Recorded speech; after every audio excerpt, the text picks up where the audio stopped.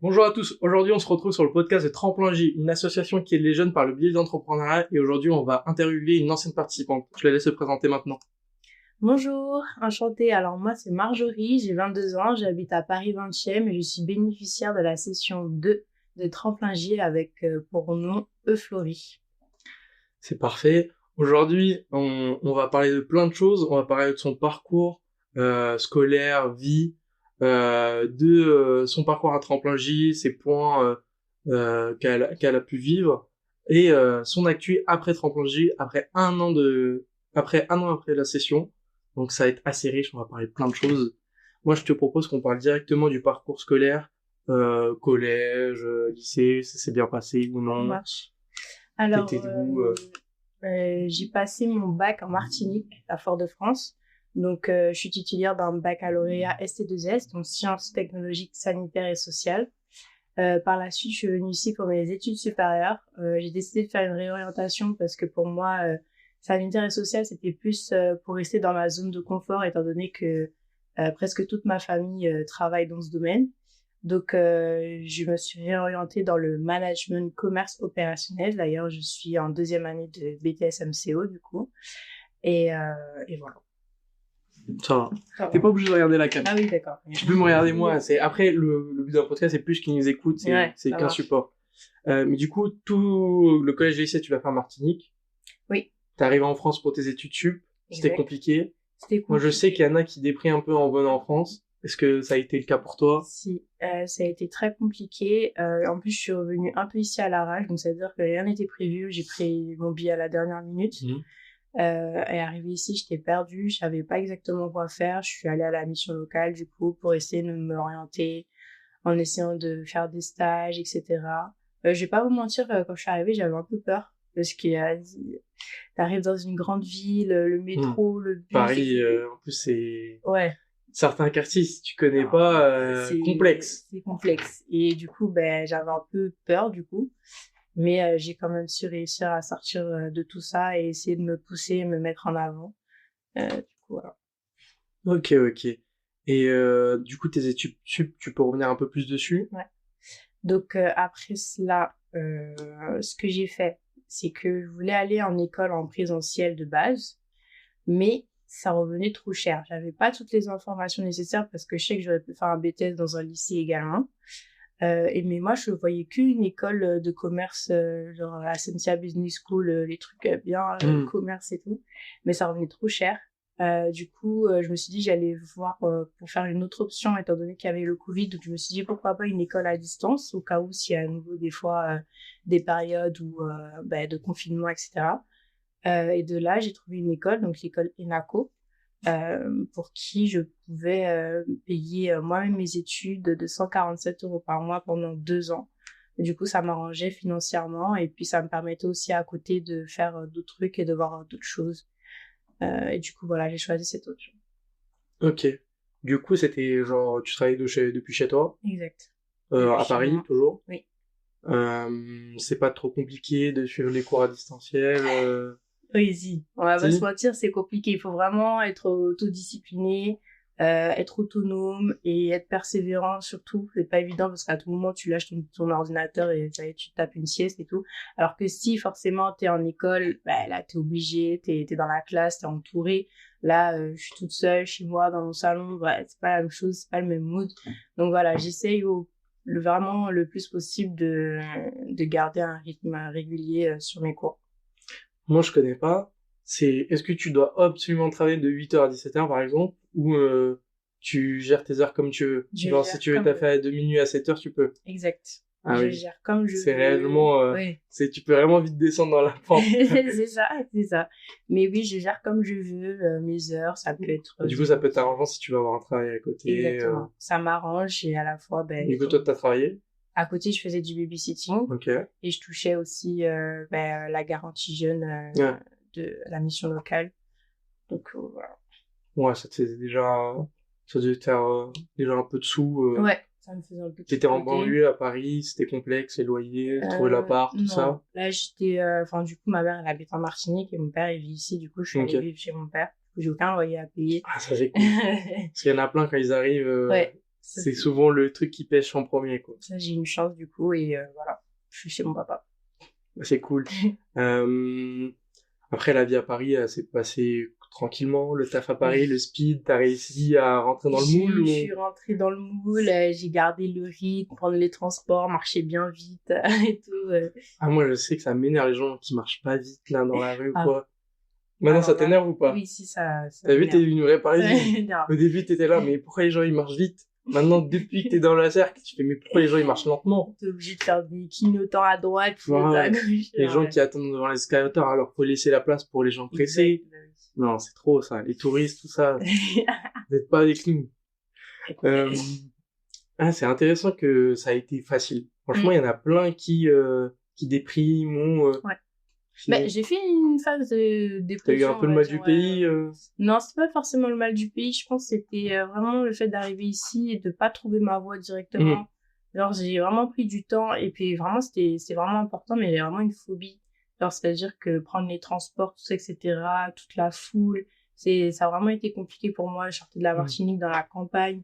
J'arrive ici. J'avoue, t'arrives dans les RB quand c'est full bondé, tu te dis où je suis. Ouais, c'est ça. Je vais faire un malaise. C'est exactement ça. Mais du coup, voilà, donc ça n'a pas été évident. Après, j'avais quand même ma famille auprès de moi, donc c'était vraiment un plus. Mon père et mes sœurs, mes cousins aussi, etc. Et du coup, je pense que ça aussi, ça m'a beaucoup aidé et puis ils m'ont poussé aussi à aller de l'avant. Donc, dessus, quand même, je pense que j'ai de la chance. Parce qu'il y en a, ils quittent la Martinique, mais... Sans personne sur place. Ouais, c'est ça qui est compliqué. Et socialement, ça s'est bien passé pour te faire des nouveaux amis, tout ça? Au début, tu sais que ça peut être compliqué. Au début, non, je suis juste restée en contact avec des personnes que je connaissais déjà ici et même des personnes qui sortaient de la Martinique, qui venaient vivre ici. Et c'est après, par la suite, quand me suis poussée à aller dans des expositions, dans des... Parce que je me dis, quand t'es en présentiel, du coup, tu rencontres pas de nouvelles personnes. Ouais, je connais personne. Du coup, socialement, ça peut être hyper complexe de se faire rencontrer du nouveau monde et tout.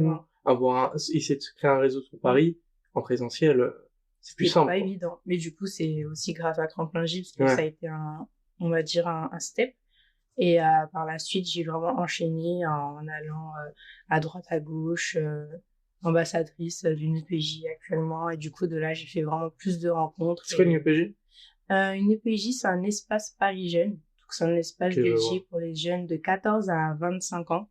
Donc, on leur propose des activités et en fait, ça permet justement que les jeunes ne se retrouvent pas dehors en train de traîner, mais plutôt qu'ils aient un lieu de vie où ils peuvent les espaces, ils sont souvent sympas, moi. Exactement. On était allé avec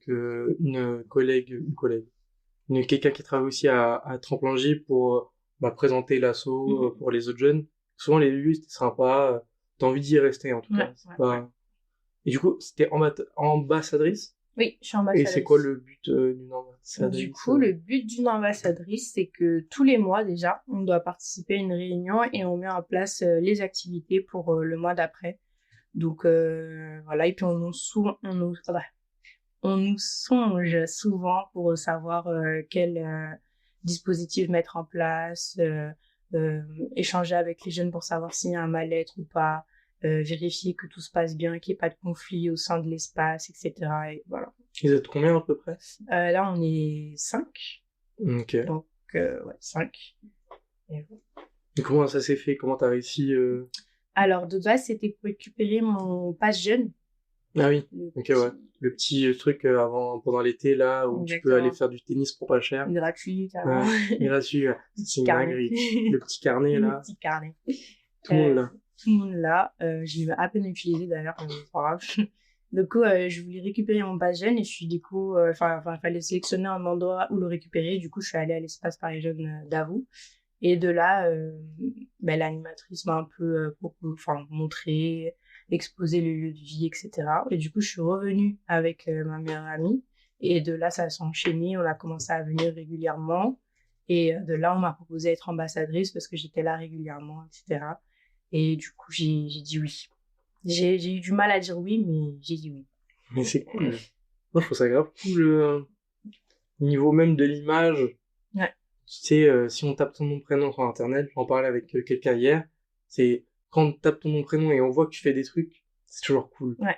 C'est genre souvent, en fait, tu sais, on peut te donner comme conseil, fais attention quand on tape ton nom prénom qu'il n'y a pas des trucs bizarres qui tombent pour ton employeur. Ouais. Mais en fait, faut le voir au plus. Essaye de mettre des bons trucs quand on tape ton nom, prénom pour que ce soit stylé, tu vois. Si on voit que tu t'es déchiré la veille sur ton Instagram, bon, pas ouf. Mais si on voit que t'es ambassadrice, tu fais des choses, ça fait toujours un petit plus, t'es en mode, cette personne est présente. C'est moi. Elle fait des choses. C'est cool, c'est cool. Moi, je suis chaud qu'on peut parler du coup de ton parcours à Tremplin-Vite. Tu nous as dit que ça t'a aidé au niveau du réseau, du contact. Oui, bah du coup, étant donné que mon école était en parallèle, je pouvais me permettre de participer. Du coup, c'était en même temps? Exact. Ok. Tu faisais babysitting, Tremplin-Vite pendant un mois et école. C'était pas trop short? Si. Du coup, t'as quelques jours, t'étais pas là. Ouais, il y avait des jours où j'étais pas là, ou bien même des jours où je partais plus tôt. Ouais, voilà. Mais c'était même pas dérangeant. Franchement, moi, je l'ai même pas remarqué dans la session. Tu partais, c'était pas, tu me lâchais à la dernière minute, on savait que ça allait arriver. Exactement. Et tout. Donc, j'essayais le plus d'être organisée, de toute façon, c'est ce qu'il faut. Et voilà, donc je me suis bien sortie, et puis ça a été une belle expérience, du coup, tremplin J. Ça serait quoi, tes plus et tes moins? Le tremplin J? Ouais. Il y a des choses que t'as aimées, des choses que t'as pas aimées. Les plus, c'était vraiment les réunions brainstorming où tout le monde devait se donner son opinion. Et comme moi, du coup, je suis un peu en mode, bon voilà, j'ai pas trop parlé. T'étais un peu timide, t'osais pas prendre la parole et tout. Et du coup, tout le monde enchaînait. Du coup, parfois, ça arrivait que j'avais une idée, mais je n'osais tellement pas le dire qu'il y avait déjà quelqu'un qui l'avait sorti. Du coup, j'étais en mode, bon, ben, je vais pas parler. Et du coup, c'était vraiment les moments où j'aime pas quand il y a trop de monde et qu'on est tous obligés de donner son opinion. En plus, il y a des petites personnalités fortes. Du coup, c'est un peu compliqué. Genre moi. Exactement. Genre moi qui tape un monologue pour dire mon idée c'est la meilleure, en gros. Donc c'est un peu compliqué. Genre, ok, Ibrahim, je te laisse la passe. Mais tu t'es amélioré à la fin. Oui. À la fin, tu t'es grave amélioré. Oui. Genre sur le speech de la cérémonie de clôture, t'as grave géré. Même à la fin, sur les débats qu'on peut avoir, tu donnais beaucoup plus tes idées qu'au début. C'est vrai. Bah, au début, je suis toujours comme ça, j'ai du mal. Mais je prends le temps d'observer, de voir un peu. Et après, step by step, je suis plus à l'aise. Et puis le fait de se voir aussi tous les jours, du coup, forcément, ça crée aide. un lien. Exactement. C'est plus pareil, c'est plus tu parles devant des inconnus, tu parles avec des gens. Exactement. En fait, c'est trop bizarre parce qu'en 4 semaines, quand t'es pas dedans, tu te dis c'est bizarre d'avoir autant une cohésion pour créer un projet, pour créer des fleurs, etc. Alors que déjà le projet il te parle pas, c'est des gens. Mais c'est vrai, les fleurs, est-ce que ça te parlait? T'étais en mode on va vendre des fleurs. Bon, au début j'étais un peu sceptique. Après quand j'ai vu et que j'ai commencé, ce qu'on a pu faire et tout, là c'était sympa. Mais en fait c'est impossible. Moi quand tu te dis la cohésion qu'on a eue pour faire ça, tu dis c'est impossible qu'on l'a fait en 4 semaines. Et c'est même pas 4 semaines parce que c'est 2 semaines. En vrai, c'est production et vente, c'était en 2 semaines. C'est en 2 semaines. En 2 semaines, ça fait 8 jours, même pas. 8 jours où tu dois prendre confiance en soi, essayer de créer un truc cool en 2 semaines. Et c'est incroyable, c'est-à-dire que t'arrives à te mettre aussi à l'aise aussi vite, c'est déjà un truc de fou. Mais je pense tu peux le comprendre que si tu l'as vécu, parce que vraiment 2 semaines pour qu'il y ait une alchimie aussi vite et tout, c'était incroyable. Et ça arrive dans toutes les sessions, à chaque fois l'alchimie elle arrive vite. Et parce que je pense en fait c'est tout le monde a envie de réussir le truc, le projet, tout le monde a envie que ça finisse, tout le monde on a un but tous commun, même si on arrive dans des horizons hyper différents. Et donc quand t'arrives, t'as envie on veut tous finir un projet. Léo il disait ça dans un participant à la session 2 dans le podcast, il disait en fait on veut tous finir le projet, c'est hyper compliqué de finir un projet, c'est faire lancer une boîte, même n'importe quoi, lancer quelque chose et le finir, c'est genre c'est impossible. Et là on voulait tous se prouver à nous-mêmes qu'on voulait réussir et on a réussi en plus. C'est ça qui est beau en faisant des trucs stylés. Donc moi je kiffe. Donc t'étais un peu timide, t'as réussi à vaincre ta timidité grave vite, en vrai, en full speed. Full speed. Et ce serait quoi plus les points négatifs? Peut-être certains ateliers, peut-être genre Léo il nous avait dit ça allait pas assez profondément dans l'aspect technique, tu vois, tout ce qui est ouvrir des boîtes et tout. Ah oui.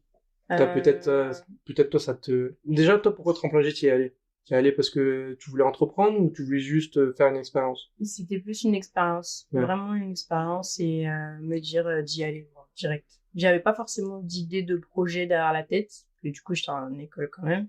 Mais je me suis dit, c'était plus pour sortir aussi de ma zone de confort et de voir un peu ce que donnait un peu le milieu de l'entrepreneuriat. Et c'est pas un milieu que de base qui paraît de fou.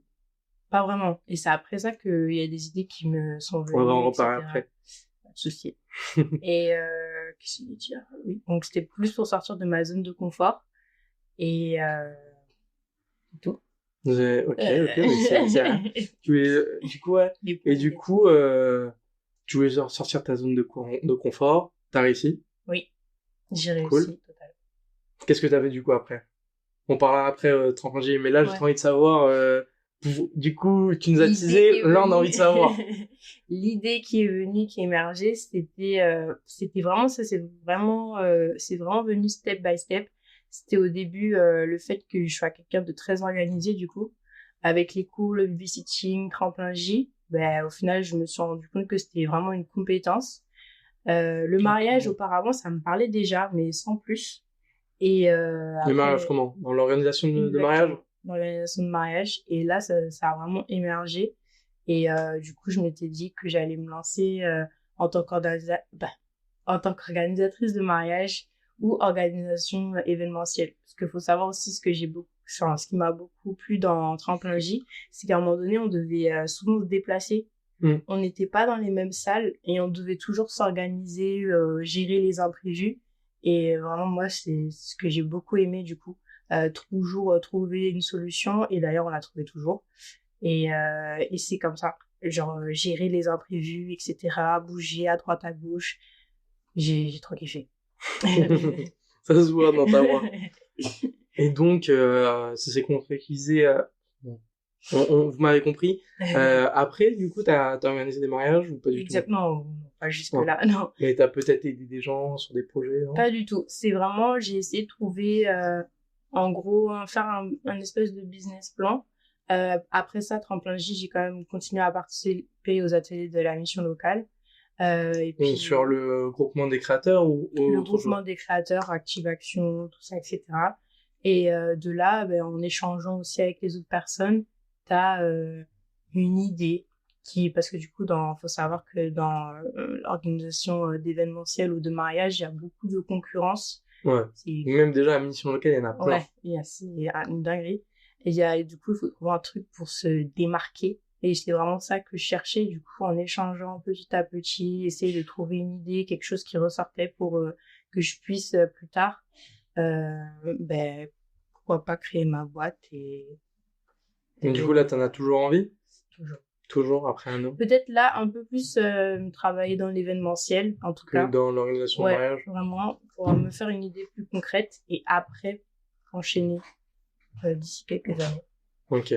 Du coup, toi, tu serais plus dans l'organisation d'événements maintenant. T'as déjà des idées, t'as déjà commencé à faire des trucs? Peut-être démarcher les agences d'événementiel. On a plein, mais j'en ai vu plein. Et du coup, pourquoi pas faire un CDI dedans, ou bien peut-être un stage, histoire de me donner une idée, encore une fois. Là, tu multiplies les expériences pour avoir... c'est exactement le conseil que je donnais juste avant à tomber, c'est sûr. C'est le conseil que je donnais juste avant sur d'autres podcasts. En gros, je disais, faites le plus d'expérience possible et un jour vous aurez une idée. C'est sûr, en fait. C'est genre... j'avais dit à Elena dans la session 4, en gros, elle voulait faire genre les small business, tu vois, les trucs, vendre des bijoux, des bonbons américains. Et je lui disais, en fait, toi, t'as envie de faire ça parce que là, t'as pas d'idée. C'est pas parce que t'as envie de vendre des bonbons américains, t'as pas d'idée et tu veux quand même te lancer. Je dis, si tu veux vraiment des idées, à la place de perdre ton temps dans un truc où il y a une concurrence de fou, tu vas sûrement pas faire d'argent et ça va sûrement pas hyper enrichissant, fais plein d'expériences, genre tremplin J, va voir la mission locale, essaye d'augmenter ton réseau, à parler à des gens et tout. Et au bout d'un moment, c'est sûr que t'auras une idée, fais des stages, fais des tafs. Moi, je disais dans un des podcasts, même taf à McDo, ça te donne des idées. C'est sûr. Parce qu'à McDo, genre, je fais un exemple tout con, c'est hyper organisé au niveau de l'équipe et c'est hyper millimétré comment ça marche. Juste ça peut te donner des idées pour le retranscrire ailleurs, au niveau de l'organisation. Donc, n'importe quelle expérience te permet d'évoluer. Exactement. Donc après, c'est au niveau de ton temps qu'il faut gérer, mais n'importe quelle expérience, t'es sûr d'avoir au bout d'un moment une idée, un truc. Si tu multiplies pas les expériences, tu ne sauras jamais, en fait. Donc toi, t'as fait ça. Exact. Là, t'en es où un peu? Alors du coup, Exactement. euh, T'as commencé le mannequinat. oui, j'ai commencé le mannequinat. Ça Du fait combien de temps? coup, je crois que 5 mois. 5 mois? C'est tout récent. C'est tout récent, mais dans ces 5 mois, j'ai quand même fait de belles rencontres. Et franchement, rien qu'en échangeant avec eux, ben, Ça rencontre, c'est juste en événement, à chaque fois que tu vois un événement, t'y aller. exactement, événement, je me suis fait de nouvelles amies aussi également. Et l'échanger aussi avec des personnes qui sont déjà dans le milieu, où on peut voir un peu leur état d'esprit, comment ils fonctionnent, etc. C'est incroyable. Et du coup, forcément, ça aide et ça, toi-même, ben, quand tu rentres chez toi, après, tu repenses à tout ça et on s'en rend pas compte, mais après, petit à petit, ben, toute seule, en gros, tu verses de l'eau un peu dans ta tête. Vas-y, continue tes expériences, t'inquiète. L'expression, vraiment. Et tu verses de l'eau dans ta tête et encore une fois, tu t'enrichis et tu apprends encore plein de choses via d'autres personnes, en fait. Des personnes qui ont déjà fait leur expérience. En plus, t'as rencontré Laurent qui m'avait dit. J'ai rencontré Laurent ici. Également. Laurent qui faisait partie de la session 3. Exactement. Donc, des connexions partout. Et il savait que tu faisais partie, t'avais fait trembler ou pas à l'époque? Il m'avait vu sur Insta, mais il voyait pas c'était qui. Moi, je retiens bien le visage des gens et du coup, quand je l'ai vu, je lui ai dit direct, bah, il commence à parler de tout ça et tout. De Tremplin-J? Ouais. Ouais, trop cool. Tremplin-J, session 3, session 2. Ah ouais, t'as fait ça? Ouais, moi j'ai fait ça. Ouais, c'est marrant ça. Ouais. Mais ouais, Laurent, il devait être à l'âge, tu l'as pas vu. Non, il était pas là. Il est pas venu. Mais ce gars, il a trop de trucs. Il est partout. Partout, c'est un homme d'affaires. Un homme de fou. Une fois, je l'ai croisé, c'était à Châtelet, en train d'attendre son RER. Ouais. Et après, je l'ai plus jamais revu. C'est marrant. Là, tu voudrais faire quoi dans 6 mois? Là, serait quoi tes défis dans 6 mois? Ou peut-être 1 an, peut-être t'as des défis dans 2 mois. Ce serait quoi, là, tes défis futurs? T'es pas obligé de les dire si t'as peur que, tu vois. Je réfléchissais du coup. Bah, déjà, obtenir mon diplôme. C'est quand là? C'est cette année? Ouais. Okay. Cette année, mon diplôme et ensuite enchaîner parce que pour l'instant, je retenais le nom des agences d'événementiel, mais j'ai jamais osé aller sur leur site internet parce que je me disais un peu, ouais, j'étais pas prête, etc. Et en fait, je me suis dit, en fait, ça sert à rien d'attendre d'être prêt parce que techniquement, t'es jamais prêt pour quelque chose. Genre, juste vas-y, fonce. Clairement. Je me dis, t'as 22 ans, d'ici l'année prochaine, t'en auras 23, le temps il passe, il n'y a pas le temps de réfléchir, donc vas-y, et peut-être d'ici là, à ce moment-là, vraiment démarcher les agences et faire un stage. J'hésite encore ou vraiment travailler, parce que d'un autre côté, un stage, ça me rassure dans le sens où... En fait, comme t'es pas payé, t'es en mode, tu te dis, si je fais une erreur, c'est pas grave. Mais en fait, c'est parce que je pense que tu sous-estimes. Ouais. Peut-être, en fait, juste, t'arrives pas à te rendre compte que t'as vraiment des compétences, des valeurs, tu vois, et qui peut être réellement vendable sur le marché du travail. Et ça, tu es en mode, je suis pas sûr, autant faire un stage. Voilà. Si je fais une grosse connerie, on viendra pas me taper sur les doigts. Je suis pas payé. Est-ce que je suis vraiment légitime à qu'on me paye pour ce travail ou quoi? Ouais, c'est ça aussi. Ouais, je pense que c'est ça. C'est pour ça que je pense que tu veux faire un stage et pas aller être en CDD ou... me poser des questions. Mais c'est intéressant. Mais je pense qu'il y a plein de gens, ils sont à peu près comme toi. Ouais. Ils disent, est-ce que j'ai vraiment ma légitimité à faire? Mais moi, je te dis, il y a des plus grands gens qui sont bien plus nuls que toi, qui sont déjà dans le système, qui sont déjà plus hauts. Donc, niveau légitimité, t'inquiète. Il y a toujours des gens qui sont dans n'importe quel secteur. C'est des mecs, tu te dis, mais comment ils sont là? Comment c'est possible? C'est vrai, comment ce gars-là, il a même pas un quart de mes compétences, il est à ce poste. C'est impossible. Mais c'est parce que lui, il a tenté, il a peut-être douillé quelque part à un moment dans sa carrière, et basta, tu vois. Mais faut toujours tenter. Et en plus, comme tu disais, là, ça va vite. Bientôt, t'as 23 ans. On va pas dire que t'es vieille, mais en gros, il y a plein de jeunes qui se font avoir en mode, ils ont 18 ans, ils font leur diplôme, nanana, 22, 23, 24, si tu fais des très longs. Et tu vois pas le temps passer, tu as déjà 24 ans, 25 ans. Moi, j'avais un ami, un de ses amis, il disait, il a fait un wake-up, il s'est réveillé d'un coup à 27, 26, 28 ans. Il était en mode, mais qu'est-ce que je fais? Tu vois, il était en mode, là, il était en mode, il sortait de ses études, il a commencé un travail, mais il s'est jamais posé, genre, 2 secondes pour savoir qu'est-ce qu'il voulait vraiment faire dans sa vie. Et et là, maintenant, il a 32 piges, il essaye de rectifier son tir, tu vois. Donc, je pense, c'est un peu les moments cruciaux dans une vie de jeune, genre, après les études, 22, 23, c'est le moment où il faut commencer à charbonner. T'as l'impression que t'as charbonné avant. C'est pas ce moment-là qui est plus charbonné. C'est le moment après les études où tu dois construire ta vie. Parce que quand t'es dans les études, c'est pas pour être méchant, mais c'est un peu que t'es dans un couloir et t'as pas d'autres, tu peux pas aller à gauche ou à droite. Tu vas tout droit, tu finis ton diplôme. Même si c'est compliqué, faut taffer et tout. Quand t'es à la fin du tunnel, t'as une forêt, il faut aller quelque part en haut. Et c'est hyper compliqué à ce moment-là de trouver son chemin. Et c'est le moment où t'es obligé de faire plein de trucs, des erreurs, à faire des stages, aller à des events. C'est le moment où je pense qui est le plus fatigant, mais c'est le moment où tu peux te le permettre. Je pense pas que tu peux te le permettre tu pourrais te le permettre à 28 ans, mais ce serait plus complexe. Là, tu peux foncer dans le guidon plus facilement quand t'es jeune, tu vois. Surtout quand tout va bien dans ta vie. C'est quand même t'es jeune, t'es en bonne santé. Ouais, voilà, tu penses pas faire des gosses à 22 ans, en tout cas pour la plupart des gens. Quand t'arrives à 25, 26 ans, t'as plus des réflexions qui pourraient apparaître, qui sont pas obligées, hommes comme femmes, ou t'as envie, même au niveau pression sociale de la famille, amis, t'as des amis qui commencent à avoir des enfants et tout, et du coup t'as plus autant de la jeunesse fouguante, je sais plus comment on dit, fougueuse, je sais plus.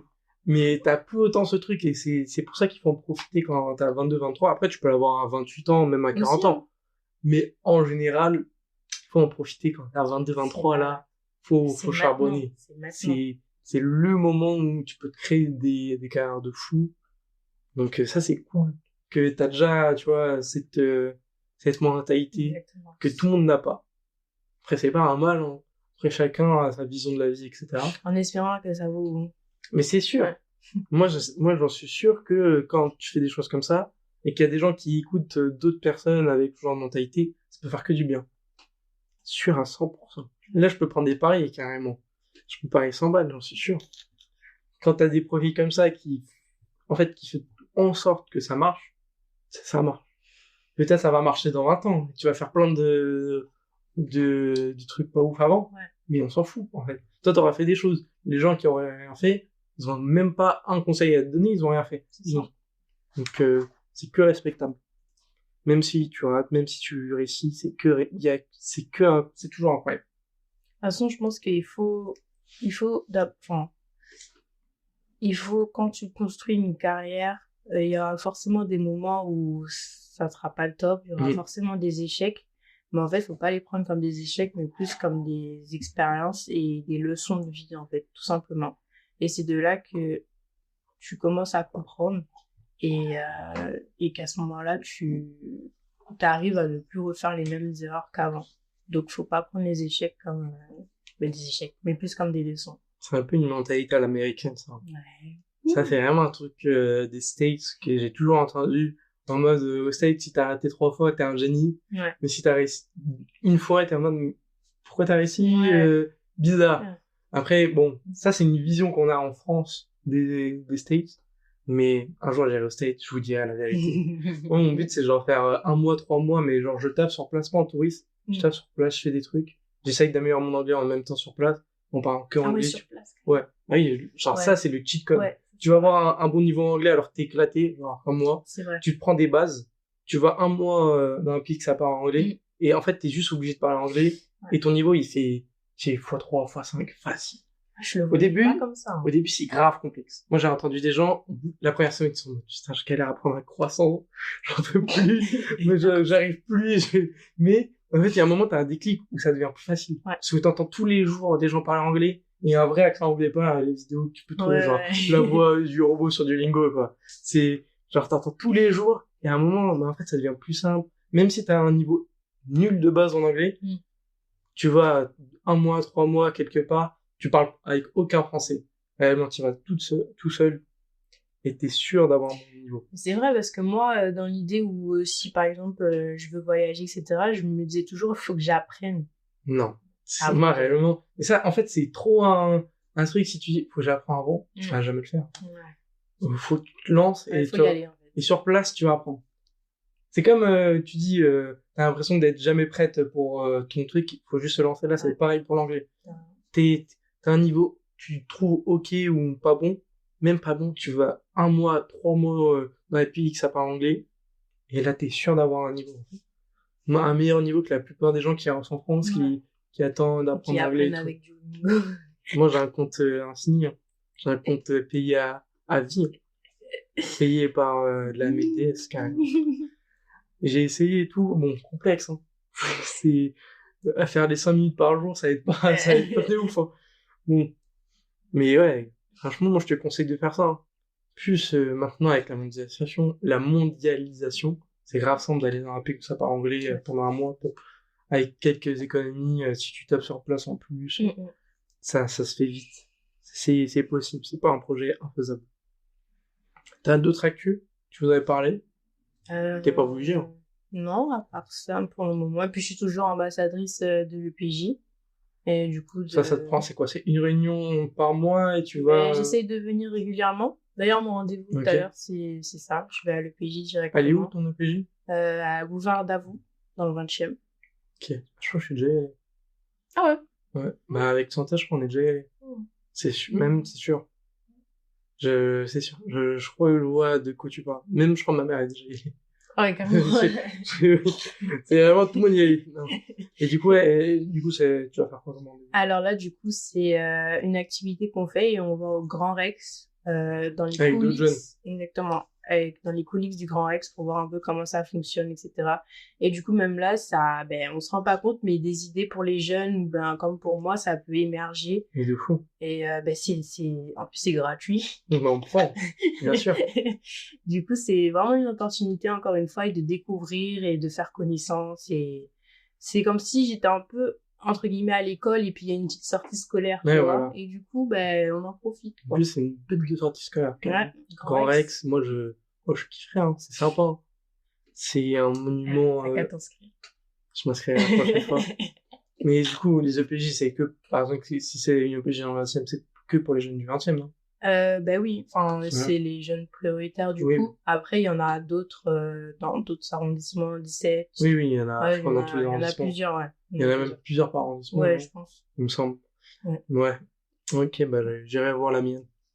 Et je deviendrai aussi en bas de ça. Ils font même des concerts. Ils proposent même des concerts pour... Des concerts, genre, des jeunes qui vont chanter? Non, ils participent à des concerts genre de chanteurs connus. Mais non. Si. Donne-nous un exemple, vas-y. La dernière fois, c'était... Tu peux prendre ton temps, t'inquiète. J'ai oublié. Mais c'était genre avec un rappeur. Ouais, c'était un rappeur. J'ai vraiment oublié son prénom. Un peu comme celui qui fait chaud chocolat. Ah ouais, l'artiste. Ouais, voilà, un truc comme ça. C'est pas lui, hein. Oui, attends, tu vois un peu c'est qui? C'est le même mood, c'est... Je vois. C'est un robot aussi. Oui. Qui chante un peu. Il a des lunettes. Oui, ok, je vois qui c'est. Oh, j'ai plus son nom aussi. Sofiane? Non. Ah, je vois de fou, ça me tue. Il a fait une chanson avec Dadju. Ok, non, je pense, je mettrai la photo du gars, mais je vois de qui tu parles. Et du coup, ils ont proposé un concert pour aller le voir. Mais en plus, le 20e, le 20e, c'est Belleville aussi. Ouais, fait partie, mais il y a une EPJ là-bas. C'est l'EPJ. Parce que Belleville, je sais que dans le parc, là, tous les ans, à l'été, il y a un concert de plein de rappeurs qui viennent. Ah ouais? Je savais pas. Genre, je me rappelle, ma mère, moi j'écoutais l'album de Caris qui venait de sortir à l'époque, et ma mère est dans un café à côté du parc, elle fait, mais c'est Caris, c'est Caris en face, mais qui sort de sa voiture et tout.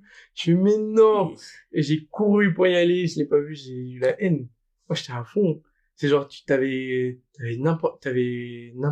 Seth Gecko, j'avais vu, Caris, t'avais des gros rappeurs qui venaient, et c'est sur le parc, c'est incroyable. Et je crois que c'est tous les ans, le Covid peut-être ça a un peu changé et tout, mais c'était grave stylé. En tout cas dans notre team, il y a de la matière. Ouais, c'est cool. Toi la musique, non? Qui, moi? T'aimes, ouais. Moi je chante. Ah, tu vois? Dans la salle de bain. Ah. Vous avez chanté ou pas dans la salle de bain? Oui, ça va. Non, j'aime bien chanter, mais bon, c'est pas un objectif. C'est pas une musique quand t'as fait que tu voudrais partager, qui écoute peut-être de la lo-fi? Non. Non? T'es pas une des personnes qui écoute la lo-fi? Même pas ces temps-ci, je suis plus en mode de, tu sais, musique de méditation. Ouais, lo-fi, c'est un peu ça, non? Bof. Tu sais, t'es un Non, peu, c'est vraiment méditation, genre en mode genre, des les dîmes. petits ruisseaux. Ah, ok, je vois. Mais ça t'aide vraiment, ça? Moi, je sais pas, je trouve. Si. Moi, ça m'a jamais Mais trop faut vraiment le vouloir, quoi. Faut pas... Faut pas être là à Et moitié, voilà, là. genre, faut vraiment te focus dessus. Faut se concentrer sur les Exactement. petits- Non, ça aide. Moi, personnellement, ça m'aide beaucoup. Moi, j'avoue, je regarde genre des émissions. Ouais. À côté. Et ça... Genre, je regarde des trucs qui parlent d'actualité Mhm.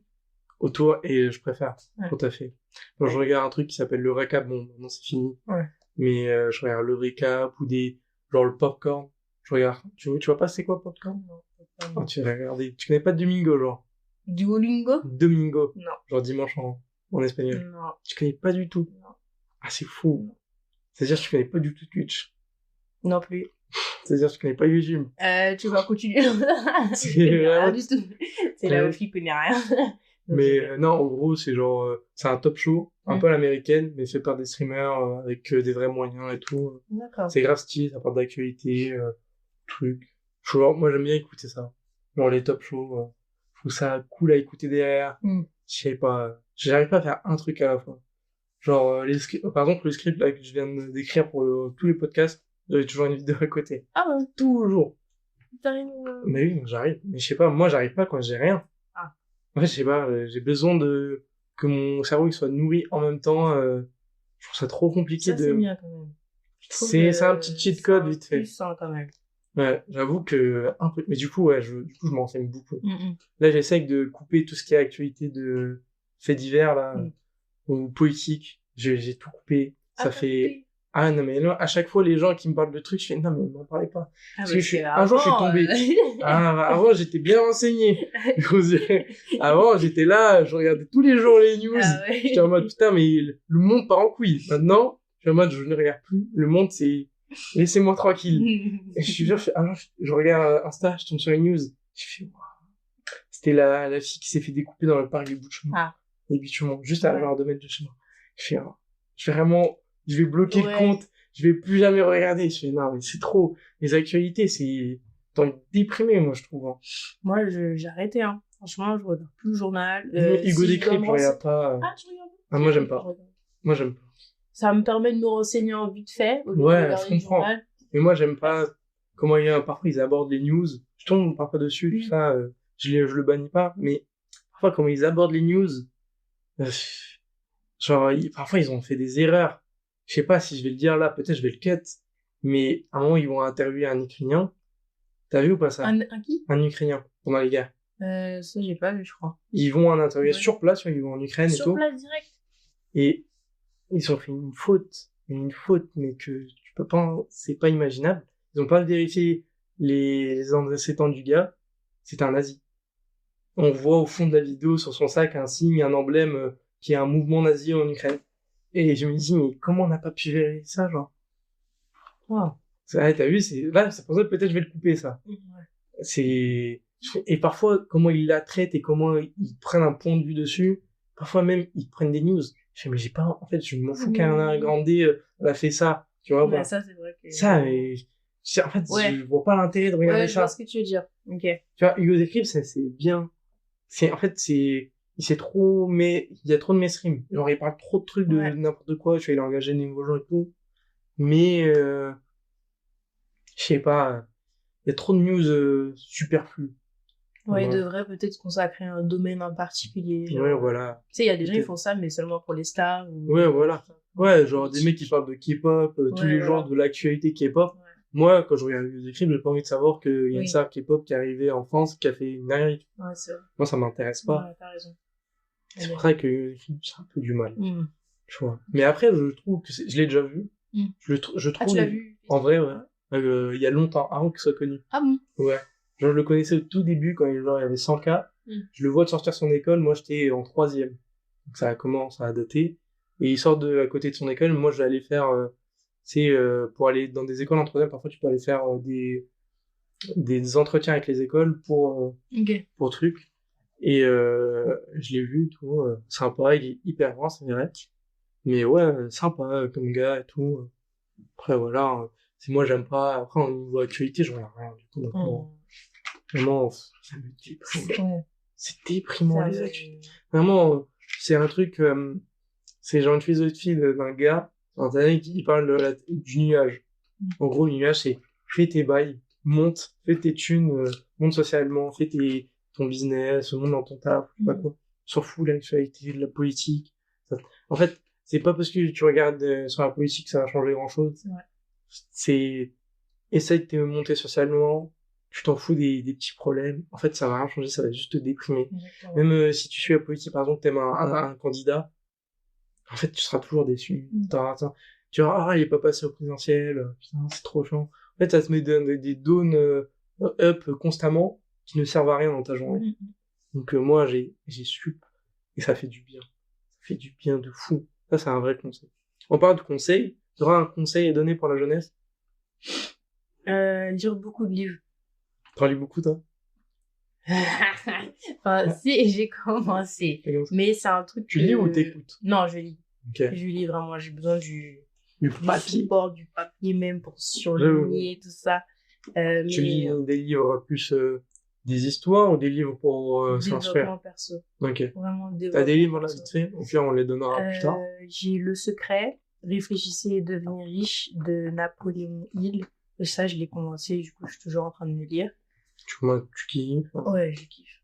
Je suis à fond dedans. Et j'enchaîne genre plein d'autres livres, mais j'ai oublié les titres, bien évidemment. Au pire, tu me fais une liste, on la mettra. Exact. Et mais je me suis dit que il y a que dans la lecture et la culture que nous aussi on s'instruit nous-mêmes. Et maintenant avec tout ce qui est réseau, etc.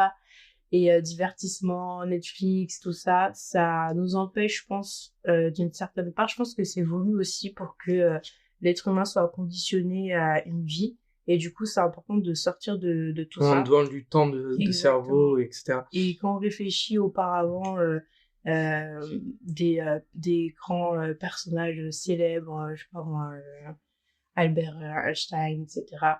Enfin, tout ça. Il n'y avait pas encore tout ce système de réseau, de numérique. Et tout ça, la culture et l'enrichissement qu'ils ont eu, du coup, c'est dans les livres. Moi, je voudrais même ajouter un point. Ouais. Que quelqu'un a dit, si quelqu'un a la ref, c'est quelqu'un de pas ouf. La référence est bancale, mais qu'est-ce qu'il dit est vrai. En fait, tu peux t'inscrire en regardant des vidéos, mais c'est pas le même acte de lire et réécrire tes notes. En fait, parce que t'es passif en regardant une vidéo, donc tu vas apprendre des choses, mais t'es passif. Donc tu vas l'oublier au bout d'un moment. Que alors, si tu lis un livre, tu fais l'action de lire. Tu fais pas juste, tu fais pas juste recevoir l'info. Exactement. Tu la cherches dans le livre. C'est autre chose que regarder une vidéo. Parce que moi, j'ai l'impression d'être hyper instruit sur des vidéos, mais en fait, j'ai besoin constamment d'en re-regarder. Il y a plein de vidéos que je regarde x4, x5. Du coup, c'est pas la même chose. Et lire un livre, et prendre des notes, faire sur les mains, tout ça, c'est pas, ça ancre pas pareil dans ton cerveau. C'est réellement, ça a rien à voir. Donc, on va pas diaboliser, genre, les trucs sur YouTube et tout. Mais en fait, c'est juste pas ces deux moyens différents pour acquérir plusieurs choses. Donc, ça va voir. Les livres, il y a plein de choses. Moi, j'en mettrai aussi des listes, là, j'ai pas dans la tête, mais des trucs à lire de fou. Ouais, la lecture. Du coup, toi, tu lis un peu du coup, tu regardes pas les news, mais tu lis des articles ou pas sur ton domaine, c'est comme ça? Non? J'ai des newsletters. Mais parce que même ça, c'est de la lecture. Je les lis pas souvent. Parce que ça bombarde. Mais tu sais, tu peux faire quoi? T'as une adresse juste newsletter, et tu crées genre Majorie newsletter. Genre, je crée un compte mail non, tu crées une nouvelle adresse email juste pour tes newsletters, comme ça n'implique pas ta boîte email pro. Et tu connais Make? Make? Ouais. Non.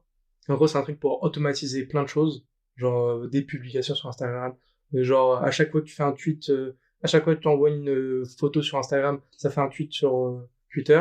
Et maintenant, tu peux utiliser ChatGPT avec. Et c'est une dinguerie.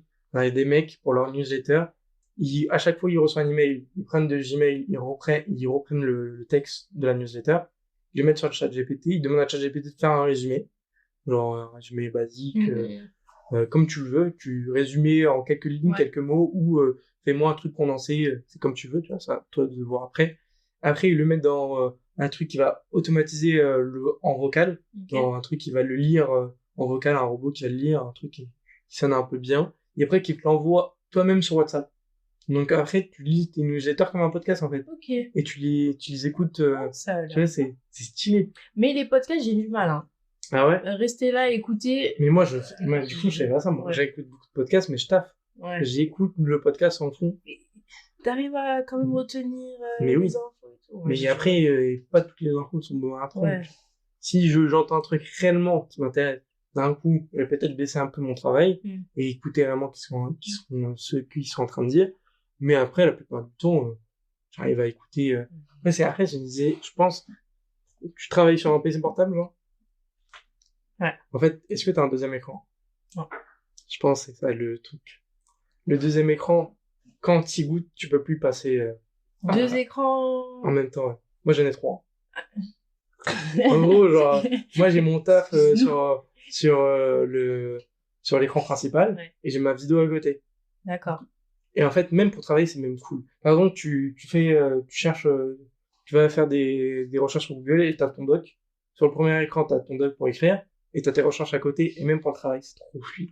Parfois, tu sais, tu fais des alt-tab constamment pour changer les pages et tout. Du coup, à un moment, ça te déconnecte. Tu sais, mais pourquoi je suis sur cette page et tout? Là, avoir plusieurs écrans. Genre, là, t'as l'impression que t'en as pas besoin. T'as un deuxième écran, tu ne passes plus jamais à un premier. Il y a 3 écrans, moi j'ai 3 onglets dans Non mais c'est trop pratique. Vraiment, je te jure, pendant le télétravail, plein de gens, ils ont testé, pendant le Covid, là, le télétravail. Ils ont testé le double écran. Maintenant, ils sont en mode, mais comment j'ai pas pu taffer avant, en fait. Vraiment, si t'es sur un ordi portable, en fait, tu te mets juste un petit écran sur ton bureau. Et comme ça, tu peux déconnecter à tout moment. Tu vois, t'as juste vu un truc comme ça, tu vois. Où tu peux mettre un HDMI, ça va fixer. Tu branches, tu mets un écran. Et t'as juste, tu vois, tu fais juste le branchement et après, c'est facile. Et c'est incroyable. Moi, je trouve ça incroyable. Franchement, c'est difficile de le repasser sur un écran tout à fait. C'est tellement fluide. Tu sais, tes 2 écrans, ils sont reliés. T'as pas mal aux yeux à un moment donné? Non. J'avoue, moi, je travaille beaucoup sur PC. Hein. Parce que moi, j'ai changé de lunettes. En plus, moi, je vois qu'un œil. Donc, ma vue, elle a baissé en plus. Donc, moi, j'ai arrêté les lunettes parce que, en fait, je me dis, ça m'handicape trop quand je les enlève.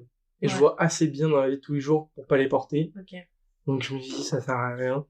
Parce que c'est genre, si là, tu vois, t'es en forme, t'es valide, on te met une béquille pour t'appuyer. Au bout d'un moment, si on t'enlève la béquille, tu vas devenir réellement handicapé. Là, c'est pareil. Je vois assez bien dans la vie de tous les jours pour m'en passer. Donc j'en porte pas. Parce que quand je les enlève, je vois rien. Alors que quand j'ai une longue période sans lunettes, je vais très bien, j'ai pas de maux de tête et tout. Ça, full optimisation de l'écran et tout. Moi, j'ai un conseil à donner et un conseil à te donner aussi. Ouvre un PEA. Un PEA? Un PEA. Un PEA? Ouais. Mets 1 euro dessus, on s'en fout. Un PEA, c'est genre un truc pour acheter des actions. Mais c'est que européenne et c'est un truc qui a été mis en place par l'Europe. Et en gros, la plupart du temps, quand t'investis, t'as 30% de flat tax. Au bout de 5 ans, même si t'as mis que 1 euro sur ton PEA, au bout de 5 ans, t'as une réduction d'impôt qui passe à 17%. À la place de 30. Donc, c'est hyper intéressant. Même si là, t'as pas envie d'investir maintenant, tu mets 1 euro maintenant, dans 5 ans, t'auras des réductions d'impôt. C'est quoi ton conseil? Enfin, est-ce qu'il y a une date, enfin, un moment pour investir? Pour investir, tu diversifies tes actions. Il y a plein de vidéos sur Internet pour diversifier de fou. Et, comment ça s'appelle? Et t'achètes. 50 partout. Tu fais, genre, je crois, on dit qu'il faut avoir 30 lignes, 30 actions. 30 lignes de trucs dans des pays différents, dans des secteurs différents. Après, à toi de voir tes sensibilités au niveau des entreprises. Donc, je sais qu'il y a des business de actionnels, entre parenthèses, parce que, il y a des boîtes plus, je pense, pour un musulman, il va pas investir dans une boîte qui exploite du porc, des trucs comme ça. Donc, après, c'est tes sensibilités. Si la boîte, genre, si pour toi, l'écologie, ça te porte beaucoup, t'investis pas dans Total. Oui. Même si c'est rentable d'investir dans Total, au niveau de tes idéologies, peut-être qu'il faudrait investir dans une autre boîte. Donc après, ça c'est ta sensibilité, etc. On essaie de diversifier de fou. Et genre, t'investis tous les mois. Et si tu regardes pas, et tu fais aucun move, tu bouges pas tes actions. Même si ça te perd 20%, même si ça perd 80%, tu bouges pas. Il y a une stat qui dit, pour le moment que tu essayes de pas faire le trader, à faire, oh, j'achète, je vends, j'achète, tu fais qu'acheter. Et tu vends peut-être parfois, mais rarement. Au bout de 20 ans, tu peux pas perdre d'argent. C'est obligé. Genre, tu ne peux pas perdre d'argent. Statistiquement, tu ne peux pas perdre d'argent. Peut-être tu vas pas en gagner, mais au bout de 20 ans, même s'il y a eu des crises, genre, ces stats, elles sont comptées avec les subprimes, les grosses crises qu'il y a eu aux États-Unis, dans le monde, ça compte. Ils disent, en 20 ans, si tu fais pas le trader, tu fais juste acheter des actions diversifiées tous les X jours ou tous les mois, tu peux pas perdre d'argent. Et c'est le secteur le plus bénéfique, les actions. C'est 5-7% en moyenne sur le long terme. Et l'immobilier, c'est 4-5. Donc si vous investissez tôt, vous êtes toujours rentable. C'est vraiment hyper important. Alors moi, mon but là, c'est économiser le plus possible pour mettre le plus tôt possible. Et tu peux avoir des retraites hyper tôt. Là, si tu les mets dans ta vie, ou même tu peux mettre de l'argent de côté, moi je te conseillerais de mettre d'abord dans un livret A, où jamais que tu as besoin d'argent vite, parce que tu frais exceptionnels. Mais genre tu te mets un fonds d'urgence, tout dépend de tes besoins et tout. Disons 3000 €, genre sur un livret A. Et tout le reste, tu mets sur ton PA. Et franchement, t'es sûr d'être bien à ta retraite. Genre, moi, j'ai calculé avec des salaires médians, genre de 1008, même au SMIC et tout, tu peux avoir des belles rentes à ta retraite. Donc, les gars, important. PEA. Le PEA, mais oui, le PEA, c'est trop bien. Et vas-y, je vais pas plus en parler. Vous pouvez prendre des cours aussi avec Ibrahim. Non, pas à ce point, mais c'est trop... Personne connaît pareil pour l'assurance vie. Si vous mettez 1 € sur une assurance vie, 5 ans après, vous avez des réductions d'impôts. J'en ai entendu parler ça, mais je sais pas trop. C'est grave important. Même tu mets 1 €, après tu n'en parles plus, on s'en fout. Tu touches plus même ton PA, on s'en fout. Tu mets 1 €, tu l'ouvres. Dans 5 ans, tu dis merci à toi-même. Tu vois, là peut-être t'as pas d'argent pour investir, ou t'as pas envie d'investir, t'as envie d'investir plus en toi, mettre de l'argent sur tes projets et tout. Mais 5 ans, peut-être tu vas investir, et là t'auras des réductions d'impôts, donc ce sera cool. Est-ce que tu as d'autres conseils pour la jeunesse? De toute façon, là, il est 13h30. Ouais. Faudra y aller, non? Pile poil. Enfin... Presque. Je pense qu'on peut se dire au revoir. T'as un petit mot pour la fin? Peace, love. Réussissez vos projets, les bros.